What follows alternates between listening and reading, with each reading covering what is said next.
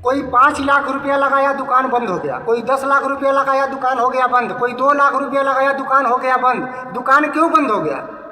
आप खुद बताओ कि अपने चौराहे पर जाकर एक बार हिस्ट्री चेक करो, कितनी सारी दुकान नया तो खुलता है, डेली का कोई नहीं कोई दुकान नया खोलेगा। हमारे मन में भी है कि कोई नहीं कोई दुकान मैं भी खोलूं, लेकिन तरीका जब नहीं मालूम रहता है तो दुकान बंद हो जाता है। कोई 1 साल लेके जाएगा, कोई 3 साल जाएगा, कोई 2 साल जाएगा, लेकिन चौथे साल जाके दुकान हो जाएगा बंद। क्यों बंद हो जाती है? आप देखेंगे 100 दुकान खुलती है तो उसमें से 100 में से 30 दुकान केवल बचती है, बाकी 70 दुकान बंद हो जाती है। तो उसमें बंद होने का सबसे बड़ा रीज़न है उधार, बहुत बड़ा रीज़न है उधार।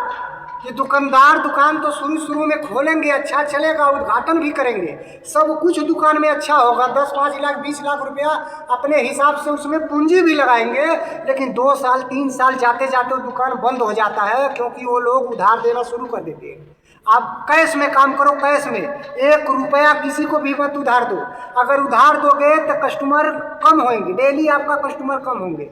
अगर कैश में काम करोगे तो डेली कस्टमर बढ़ते जाएंगे। एक बस आपको करना है, सस्ते में बेचना है। कोई सा भी दुकान किए हो आप, सस्ते में माल बेचो, यानी आपका कोई माल 200 रुपये का है तो 230 रुपये का उसको सेल कर दो, कस्टमर आएंगे। कैश में काम करो। उधार जब दोगे तो वो भी गया, तुम्हारा दुकान भी जाएगा, तुम भी चले जाओगे, यानी पैसा गया तो सब खत्म हो गया।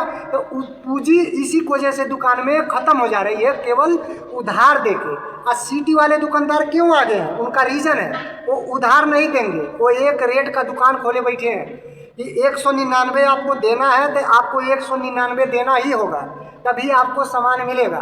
तो आप काम करो, कैश में करो, भले एक रेट का आप दुकान मत करो, लेकिन कैश में काम करो, मुनाफा कम रखो, कस्टमर ज़्यादा आएंगे। कैश में काम करो, 1 घंटे के लिए उधार मत दो। अगर दुकान आगे लेके जाना है तब, और टेम्परेरी में 10 लाख रुपया लगाए, 5 लाख रुपया घाटा खा के अब सोचेंगे दुकान बंद कर देना है तो उधार दो।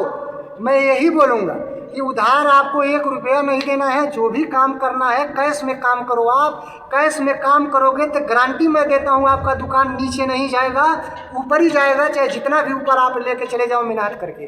तो उधार से बचो और अच्छे होलसेलर से माल पकड़ने की कोशिश करो। आप अच्छे होलसेलर अगर आपको मिल गए तो आपको पैसा कमाने से कोई नहीं रोक पाएगा। तो आप अच्छे होलसेलर से माल परचेज करो, और सस्ता जब आपको सामान मिलेगा अच्छे होलसेलर से तो सस्ता में आपको बेचना भी है। ऐसा नहीं है कि एक कुर्सी का रेट 100 रुपये है तो मैं इसको कसम खा लूँ कि 300 रुपये का बेचना है, ऐसा नहीं करना है। आपको ये 100 रुपये का आपने अगर ख़रीदा है तो 120 रुपये में एक कुर्सी को बेच देना है। आप तो इस तरीके से आप काम करोगे तो 100% आपका दुकान आगे